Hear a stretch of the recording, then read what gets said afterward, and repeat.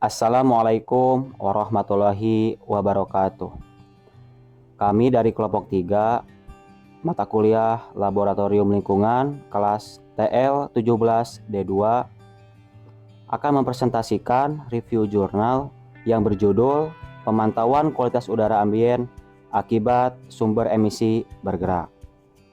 Kemudian selanjutnya, sebelum kami memaparkan hasil dari review jurnal, kami akan memperkenalkan anggota kelompok kami. Yang pertama, 1. Agus Muholid, yang kedua Ahri Rianto, yang ketiga Bagas Tri Pamungkas, yang keempat Dede Yusuf Maulana, yang kelima Dwi Nugroho, yang keenam Laras Ayu Nugraheni, yang ketujuh Riza Safrian, yang kedelapan Siti Sri Lestari, yang ke-9 Sugiantoro, yang ke-10 Yulia Resi Andini.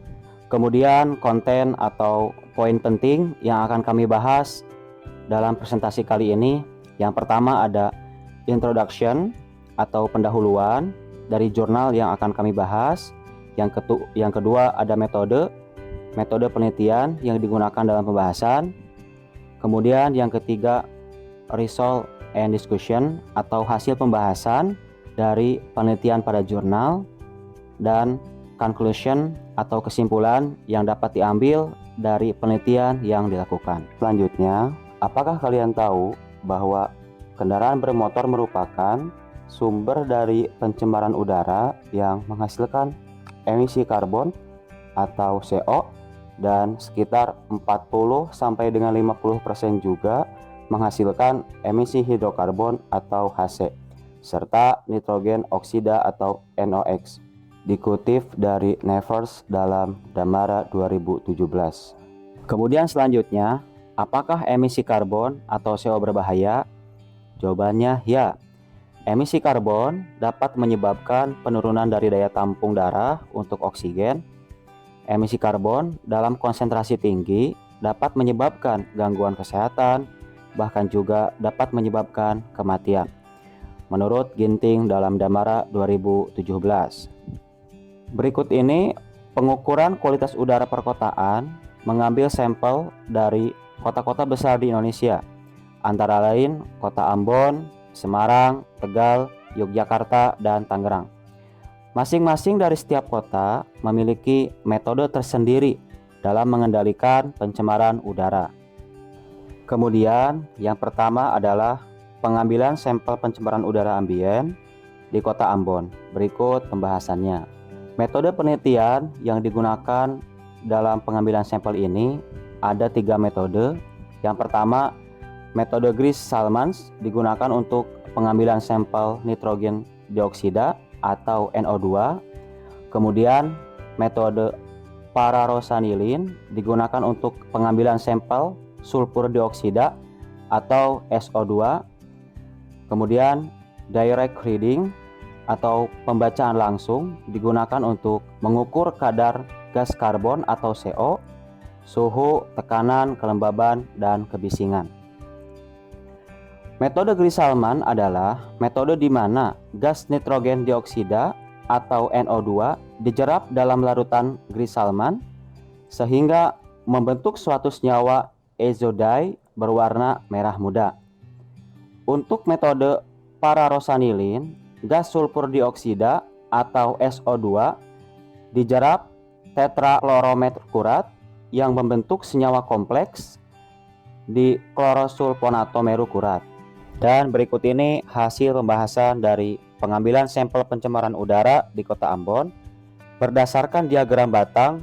Waktu pengamatan yang dilakukan dari pukul 8.00 sampai dengan 17.00 menunjukkan bahwa konsentrasi gas karbon atau CO di Desa Batu Merah, Kecamatan Silimau, Kota Ambon didapatkan nilai tertinggi pada pukul 17.00 waktu Indonesia Timur sebesar 19.577,1 mikrogram per nanometer kubik. Kemudian nilai terendah sebesar 11.200 mikrogram per nanometer kubik pada pukul 13.00 waktu Indonesia bagian timur. Konsentrasi gas nitro dioksida atau NO2 dan sulfur dioksida atau SO2 di Desa Batu Merah didapatkan nilai tertinggi pada pukul 10.00 waktu Indonesia bagian timur sebesar 2052 mikrogram per nanometer kubik, dan konsentrasi gas sulfur dioksida atau SO2 tertinggi sebesar 1754 mikrogram per nanometer kubik. Berdasarkan data tersebut, tingkat pencemaran gas nitrogen dioksida atau NO2 dan sulfur dioksida atau SO2 di Desa Batu Merah masih di bawah standar baku mutu. Sedangkan tingkat pencemaran gas karbon atau CO telah melampaui standar baku mutu berdasarkan Peraturan Menteri Lingkungan Hidup Nomor 12 Tahun 2010. Kemudian yang kedua adalah pengambilan sampel pencemaran udara ambien yang dilakukan di Kota Tangerang. Berikut pembahasannya. Metode penelitian yang dilakukan yaitu teknik pengumpulan data yang digunakan adalah observasi, wawancara, dan dokumentasi atas pencemaran udara yang terjadi di Kota Tangerang.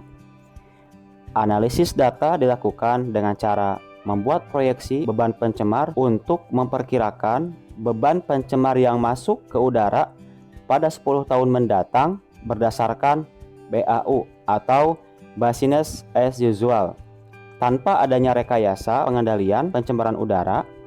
Kemudian data tersebut dimasukkan sebagai data pemodelan dengan box model yang digunakan untuk mengetahui rata-rata konsentrasi pencemar di suatu daerah yang diasumsikan sebagai kotak di mana sumber emisi tersebar merata di luar kotak. Dan berikut ini adalah grafik sumber pencemar udara dari berbagai kota. Yang pertama dari sumber area sebesar 20% yang dihasilkan dari kegiatan rumah tangga, SPBU, TPA, dan konstruksi.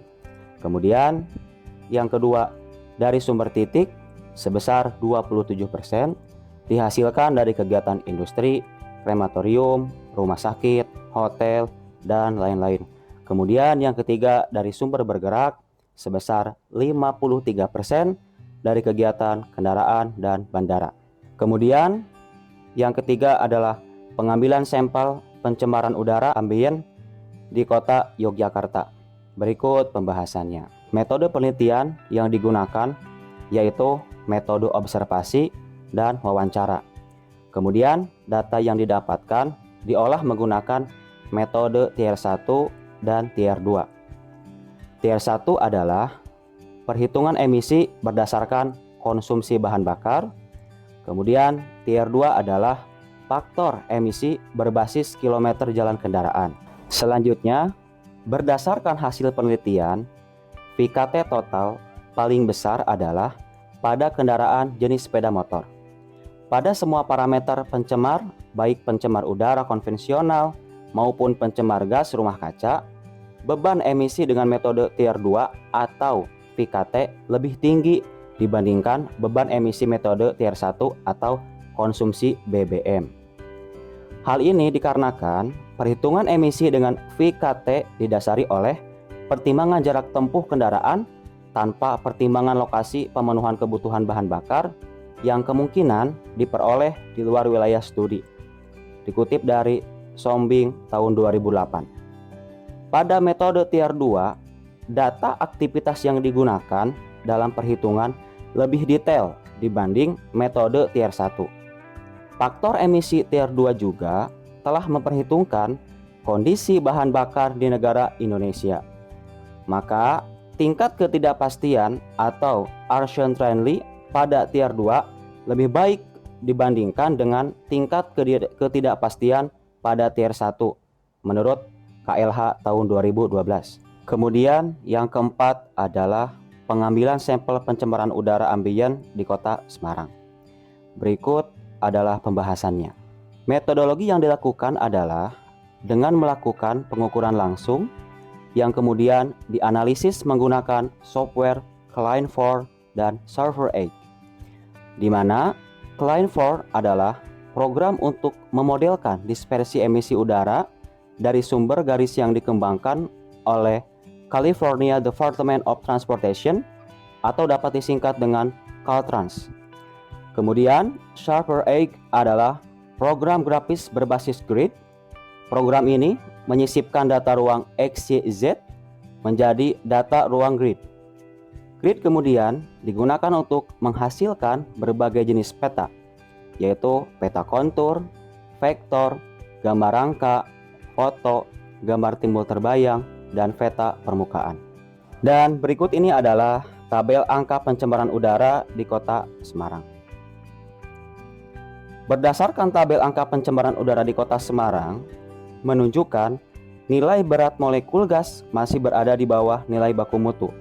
Maka dari itu, dari tabel tersebut dapat disimpulkan bahwa udara ambien di jalan alternatif Kota Semarang masih memenuhi baku mutu sesuai dengan PP nomor 41 tahun 1999. Kemudian yang kelima adalah pengambilan sampel pencemaran udara ambien di Kota Tegal.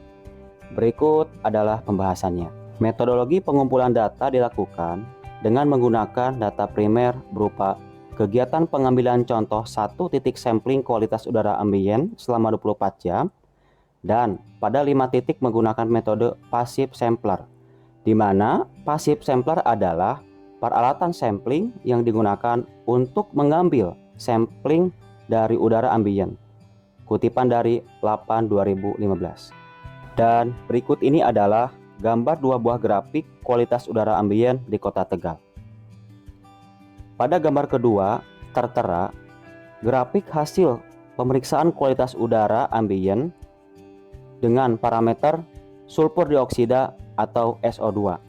Kemudian pada gambar ketiga tertera grafik hasil pemeriksaan kualitas udara ambien dengan parameter nitrogen dioksida atau NO2.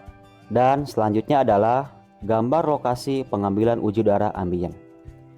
Berdasarkan gambar lokasi, hasil pemeriksaan udara ambien di beberapa titik di Kota Tegal terlihat bahwa konsentrasi sulfur dioksida atau SO2 pada udara ambien yang tertinggi terukur di titik pantau kawasan transportasi terminal Kota Tegal sebesar 10 mikrogram per nanometer kubik. Sedangkan konsentrasi sulfur dioksida atau SO2 pada udara ambien terendah terukur di titik pantau perkantoran Balai Kota Tegal sebesar 5 mikrogram per nanometer kubik. Kemudian, berdasarkan gambar lokasi pemeriksaan kualitas udara ambien di beberapa titik di Kota Tegal, terlihat bahwa konsentrasi nitrogen dioksida atau NO2 pada udara ambien yang tertinggi terukur di titik pantau kawasan transportasi terminal Kota Tegal sebesar 7 mikrogram per nanometer kubik. Sedangkan konsentrasi pada udara ambien terendah terukur di titik pantau permukiman dan perkantoran sebesar 4 mikrogram per nanometer kubik.